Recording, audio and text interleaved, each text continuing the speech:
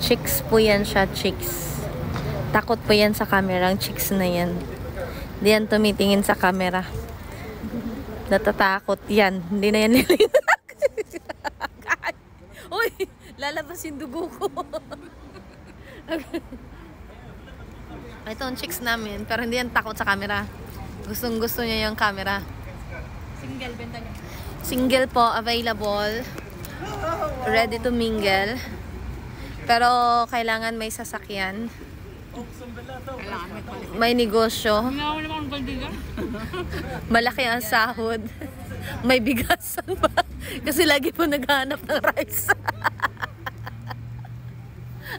Tapos ito, single, NBSB, no boyfriend since birth,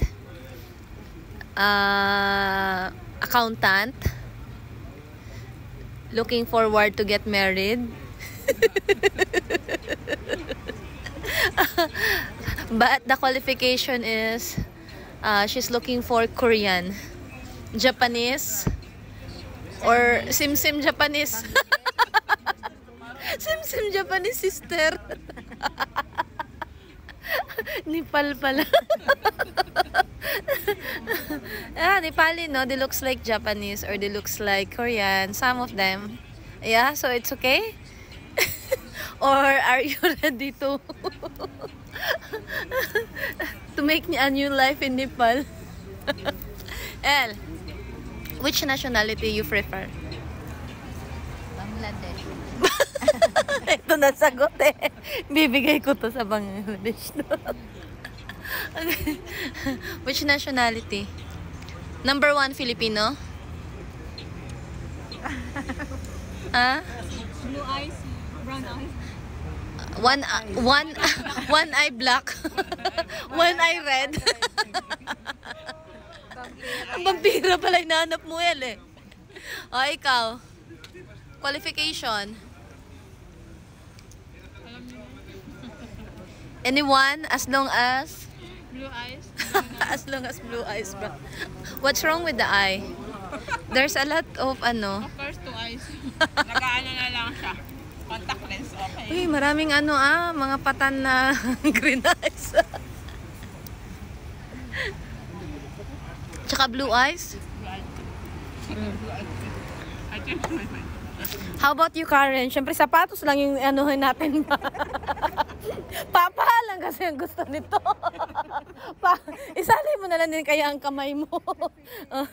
Anong qualification, madam? May pakpak. Ibon na ito hinahanap nito. Carnivores. Vegetarian. Manananggal pala. Carnivorous pala gusto nito. Madam, ayusin mo. At tayo ilalagpas na sa kalendar. Sobrang lagpas na pala. Green eyes. Green eyes din? What else? Singkit ang mata. Korean eye, Japanese eye. Ay, alam ko na sino yan. I know the hindi na ako magtanong. I will not ask a question because I already know who is it. And now it's time to ask myself. Sometimes in my life in Doha, I meet someone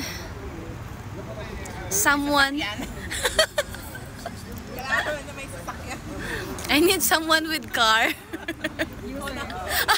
Gago. Bastos nito No, I need someone who love me unconditionally. Someone who will pass my qualification. Charos. Tanongin mo paano ka ang haba nun sa. I need blue eyes. Salmon. Okay. Ang sarap ng panahon for tonight. Sarap tumambay sa labas. Hindi siya malamig, hindi din siya mainit. Tamang-tama lang, parang ikaw. Sure. So guys, we will proceed for the question and answer portion. Okay? So we're gonna start with L. L, how do you define relationship? Stupid.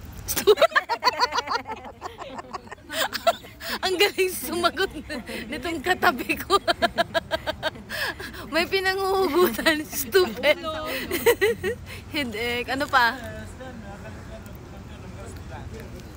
So, which one you prefer? Relationship, situationship. What else? The other term? Tell me. No level.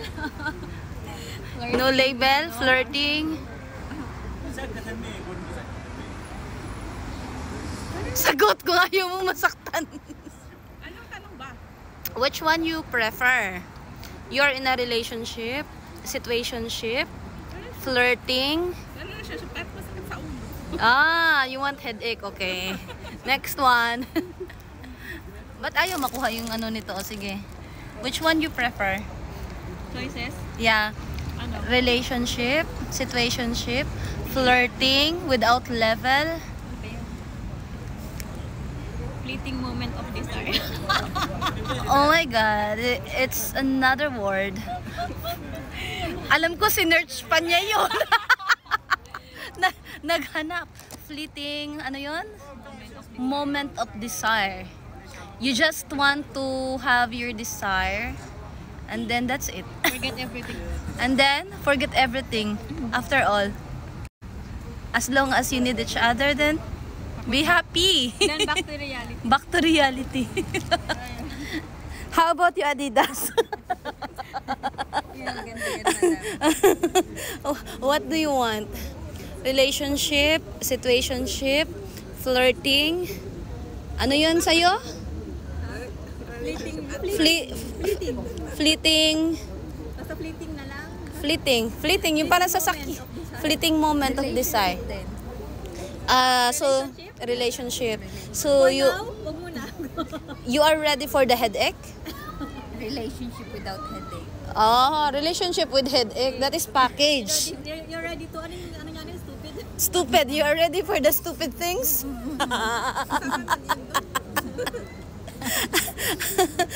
Parang nasa harap natin. Ito na yung pinapangarap mo. Singkit yan.